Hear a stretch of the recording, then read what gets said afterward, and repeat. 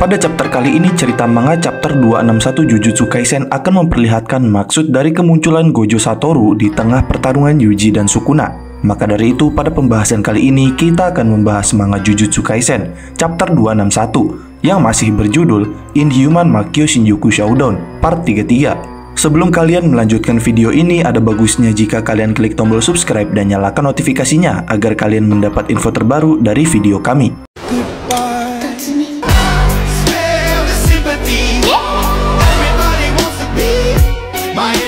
Di awal chapter ini kita masih diperlihatkan Yuji yang sedang berusaha menyerang jantung Sukuna dengan cengkramannya. Dan sambil terus berusaha sekuat tenaga untuk menembus ke jantung Sukuna dengan cengkraman tangannya dengan maksud untuk menghancurkan jantung Sukuna.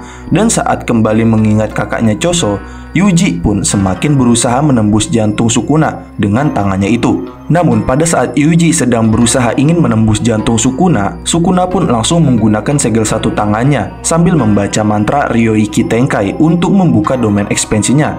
Dan hal itu membuat Yuji terkejut. Namun tiba-tiba saat ingin membuka domain expansionnya, Sukuna pun langsung dikejutkan dengan sosok yang berada di balik asap jauh di hadapannya, sehingga membuatnya menunda menggunakan domain expansion. Bahkan pada saat itu Sukuna pun merasa kalau kemunculan sosok tersebut sangat mustahil baginya. Namun setelah melihat secara langsung yang muncul dari balik kabut asap tersebut, ternyata adalah Gojo yang memiliki jahitan di dahinya.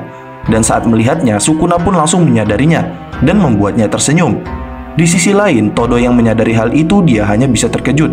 Kemudian, Sukuna pun langsung menghajar Yuji untuk menyingkirkannya dari hadapannya. Dan karena Sukuna mengetahui siapa sebenarnya yang berada di balik mayat Gojo ini, dia pun Sukuna meminta maaf kepada Gojo tersebut kalau dirinya ternyata meremehkannya. Dan setelah menyingkirkan Yuji dengan memukulnya, Sukuna pun dengan penuh semangat meminta maaf kepada Yuta yang sedang mengendalikan tubuh Gojo itu. Karena dirinya Sukuna tidak tahu kalau Yuta akan bertindak sejauh ini untuk mengalahkannya. Lalu setelah itu, Shin pun langsung menampilkan flashback bagaimana Yuta bisa berakhir di tubuh Gojo. Di flashback ini saat para anggota sekolah Jujutsu Kaisen berkumpul merencanakan strateginya, Yuta menjelaskan kalau dia berniat untuk melahap Kenjaku untuk menyalin teknik kutukan pemindahan otaknya. Namun Maki di sini langsung menolaknya. Di sisi lain, Hakari yang ikut menolak hal itu, dia menyetujui ide Yuta dengan syarat. Dan syaratnya adalah jika mereka semua para penyihir Jujutsu kalah dan sudah tidak ada lagi yang bisa dilakukan, maka boleh saja melakukan hal apapun yang diinginkan untuk melawan Sukuna. Lalu di sini Panda pun menjelaskan maksud dari Yuta bahwa jika Gojo kalah dan mati, maka Yuta akan menyuruh Rika memakan Kenjaku dan membuatnya meniru tekniknya untuk menukar otaknya agar bisa berpindah ke tubuh Gojo. Dan kemudian Yuta akan bertarung dengan menggunakan tubuh Gojo. Dan menurut Panda, jika Yuta menggunakan strategi tersebut, maka kesempatan para penyihir Jujutsu akan meningkat saat melawan Sukuna. Lalu kemudian Kusakabe pun bertanya apakah Yuta bisa meniru Limitless milik Gojo. Shoko pun menjawab, dia memberitahu bahwa Limitless Gojo itu tidak bisa ditiru tanpa mata Six Eyes-nya. Namun Kusakabe bertanya kembali bahwa bagaimana jika meniru atau menyalin mata Six Eyes. Shoko pun menjawab lagi bahwa Six Eyes milik Gojo bukanlah suatu teknik kutukan, tapi itu adalah mata sungguhan atau suatu ciri fisik. Jadi sudah pasti Six Eyes tidak bisa ditiru. Lalu kemudian Maki pun bertanya, jika teknik yang bisa Yuta tiru hanya bisa digunakan selama 5 menit, maka apa yang akan terjadi pada Yuta jika dia menggunakan teknik salinan lebih dari 5 menit? Yuta pun menjawab kalau dirinya sendiri tidak tahu apa yang akan terjadi. Lalu setelah itu Mei pun menjelaskan apa yang telah dipikirkannya. Di sini dia menjelaskan beberapa skenario yang dipikirkannya tersebut. Skenario pertama, jika teknik perpindahan otak Kenjaku adalah tipe pasif atau berlangsung selama jangka waktu tertentu, maka mungkin Yuta tidak akan dapat mempertahankan tubuh dan jiwanya dan itu akan membuatnya mati secara langsung.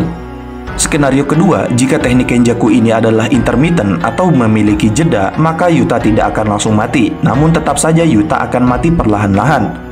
Dan skenario ketiga, jika teknik Kenjaku ini sekali pakai, maka cukup aktifasikan teknik ini satu kali. Dan setelah itu, maka teknik Limitless mungkin akan bisa digunakan lebih dari 5 menit. Namun selain itu, Mei juga menjelaskan bahwa setelah perpindahan antar tubuh selesai, maka teknik mimikrai atau penyalinan Yuta akan hilang. Dan Yuta akan hidup di tubuh Gojo selamanya. Lalu Yuta pun menjawab bahwa dia tahu kalau ini hanyalah opsi terakhir satu-satunya. Maka dari itu dirinya menjelaskan kalau dia akan melawan Sukuna terlebih dahulu. Maka dari itu Yuta menjelaskan kalau dirinya dapat menggunakan teknik yang disalinnya di dalam domain expansion tanpa manifestasi penuh Rika. Kemudian sebelum menjalankan opsi terakhirnya, Yuta pun menjelaskan rencananya melawan Sukuna bahwa pertama-tama dirinya akan bertarung melawan Sukuna di domainnya, dan jika dirinya tidak bisa memenangkan pertarungan tersebut dengan domainnya, maka Yuta akan memutuskan untuk mengambil alih tubuh Gojo dengan teknik Kenjaku yang disalinnya. Namun walaupun begitu, Maki pun langsung menolak ide dari Yuta tersebut.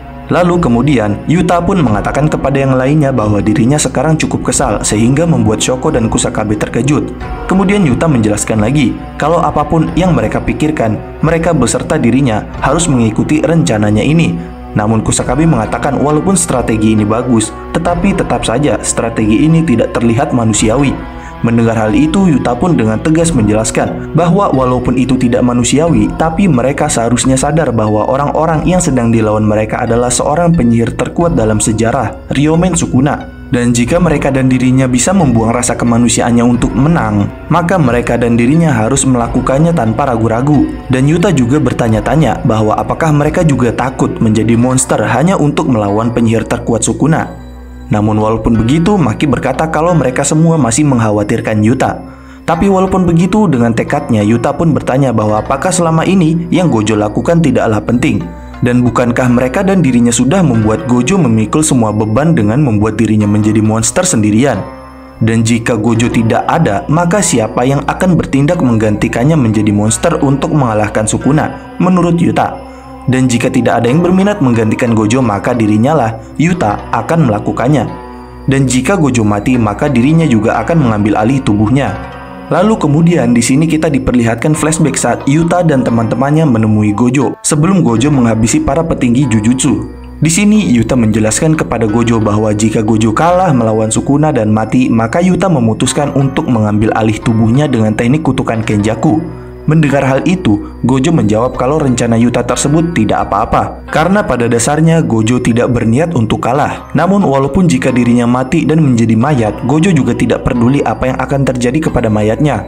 Tapi sebelum itu Yuta merasa bingung karena Gojo terlihat kesal. Lalu Gojo menjelaskan kalau dia hanya merasa kesal karena Shoko tidak menentang rencana Gojo tersebut dan hanya mengatakan untuk melakukan apa yang Gojo inginkan. Dan mendengar itu, hal itu mengingatkan Yuta bahwa dirinya pernah diberitahu oleh Uro kalau dia memiliki darah Fujiwara di dalam dirinya. Namun dia juga mengingat kalau dulu Gojo mengatakan jika dirinya berkaitan dengan Sugawara. Gojo pun menjelaskan kalau itu benar Sugawara, serta menurut Gojo, Yuta dan dirinya adalah kerabat jauh. Selain itu, Gojo juga mengingat bahwa Sugawara dan Fujiwara juga memiliki hubungan yang tidak terlalu baik. Mendengar itu, bahwa mungkin Uro yang memberitahunya telah keliru karena menganggap dirinya memiliki kaitan dengan Fujiwara. Namun Gojo menganggap kalau mungkin kedua hal itu memang benar, sehingga hal itu membuat Yuta bingung. Lalu setelah itu Gojo pun memberitahu kepada Yuta bahwa jika begitu berarti garis keturunan Yuta memang lebih diberkati daripada dirinya Gojo. Maka dari itu Gojo menyuruh Yuta untuk jangan melakukan sesuatu hal setengah-setengah mulai dari sekarang, dan menyuruh Yuta untuk selalu berhati-hati dan memperbaiki energi kutukannya yang kasar itu. Dan setelah itu, saat sudah sampai di depan pintu ruangan para petinggi Jujutsu, Gojo pun menyuruh murid-muridnya seperti Yuta, Maki, Panda, dan Toge Inumaki untuk pergi. Namun Maki dan yang lainnya pun menolak. Tapi di sini Gojo menjelaskan kalau dirinya tidak menyuruh murid-muridnya pergi sebagai seorang penyihir atau sebagai murid-muridnya. Namun Gojo hanya tidak ingin menunjukkan kepada murid-muridnya itu sisi yang kejam dari dirinya saat ingin membunuh para petinggi Jujutsu Jepang. Terutama itu juga karena dia tidak tahu apakah hal yang akan dilakukannya ini benar atau tidak. Selain itu, Gojo juga berkata bahwa jika dirinya kalah dari Sukuna, maka dengan hilangnya para petinggi Jujutsu yang berada di ruangan tersebut, maka pada dasarnya, kepala sekolah Kyoto, Gakuganji, akan menjadi seorang petinggi markas Jujutsu Jepang sendirian. Dan jika itu terjadi, maka masalah seperti yang terjadi di Shibuya yang semakin kacau oleh aturan para petinggi Jujutsu, maka tidak akan terulang lagi. Lalu sambil memasuki ruangan para petinggi, Gojo pun kembali menyuruh murid-muridnya untuk pergi. Namun tetap saja murid-murid Gojo tersebut, Yuta, Maki, dan yang lainnya tetap tidak ingin pergi dan akan menunggunya. Yuta juga berkata dengan tegas kepada Gojo untuk menyuruhnya jangan menjadi monster sendirian lagi. Mendengar perkataan Yuta, Gojo pun terdiam dan sambil memasuki ruangan, Gojo pun mengingat Geto. Dan dia merasa bahwa itu adalah sesuatu yang mustahil karena dulu dirinya sempat tertinggal, maka dari itu dirinya harus mengejar Geto untuk menjadi monster juga. Kemudian setelah itu scene pun berpindah saat Amai, teman sekolah Yuji yang memiliki kekuatan setelah dimulainya Culling Game, memperlihatkan teknik kutukannya kepada Shoko, Yuji, dan Nita. Di sini Amai pun memperlihatkan tekniknya dengan menekan piring dan menciptakan puding. Setelah itu Amai pun menjelaskan bahwa tekniknya ini seperti meningkatkan kadar gula di dalam dirinya dan kemudian mengeluarkannya. Namun ketika dirinya mengeluarkan tekniknya itu membuat dirinya pusing karena dirinya akan terkena gula darah rendah. Di sisi lain, Yuji pun mencoba puding yang ditambah gula itu oleh Amai. Namun Nita pun terkejut karena Yuji berani memakannya. Setelah itu Shoko pun mulai paham dan bertanya-tanya bahwa apakah mungkin pengeluaran gula dari teknik Amai itu bisa dimasukkan ke dalam tubuh orang lain. Amai pun mengatakan kalau itu mungkin saja. Setelah itu Shoko pun memutuskan bahwa Amai akan bekerja dengan tim medisnya bersama Nita untuk menolong yang lain. Dan tugas Amai akan menambah gula yang telah dibakar oleh otak saat menggunakan teknik, serta menyuruhnya untuk berhati-hati karena tidak akan ada gunanya jika dia pingsan karena gula darah tinggi akibat terlalu banyak menggunakan tekniknya. Setelah itu Amai pun menyetujuinya dan bergabung ke dalam tim medis Shoko. Namun setelah itu Amai pun tiba-tiba terkejut saat melihat keadaan Yuta yang sangat parah akibat tertebas Sukuna. Dan di sini saat ingin menjalankan operasi perpindahan otak Yuta ke tubuh Gojo dengan teknik Kenjaku yang Yuta copy serta bantuan tim medis Shoko, Nita merasa bahwa dengan tekniknya mungkin tidak akan menjadi lebih buruk lagi. Nita juga merasa bahwa ini mungkin tidak seperti dirinya akan menyembuhkan Yuta, karena Nita tahu kalau kondisi Yuta sama seperti Gojo, karena tubuh Yuta juga terbelah menjadi dua. Dan karena itu, dengan rasa khawatirnya, Nita merasa bahwa luka tebasan yang dialami Yuta ini di luar kemampuan teknik penyembuhannya dan teknik kutukan pembalik Yuta sendiri. Setelah itu, Yuta yang sedang sekarat pun berkata kepada Shoko bahwa karena dirinya punya Shikigami Rika, entah mengapa dirinya bisa mempertahankan kesadarannya, tapi menurutnya itu juga mungkin ada batasnya. Maka dari itu, Yuta merasa kalau dirinya benar-benar harus melakukan perpindahan otaknya. Kemudian setelah Shoko menyelesaikan jahitan di kepala Gojo, Shoko pun berkata kepada Yuta. Setelah dia bergerak setelah otaknya dipindahkan, Shoko meminta Yuta untuk terus mendorong dirinya menggunakan teknik kutukan pembaliknya secara maksimal untuk menyelesaikan perpindahan tubuhnya. Lalu Shoko pun menyuruh Amai untuk membantu Yuta, dan Yuta meminta menyuplai gulanya melalui tangan kanannya.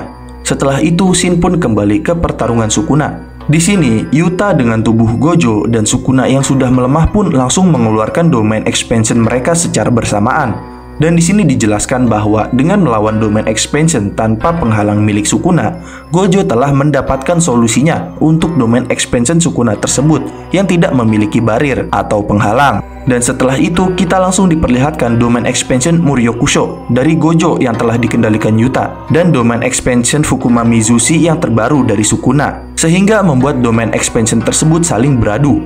Lalu untuk catatan editor, di sini dikatakan bahwa pertarungan balas dendam pun dimulai.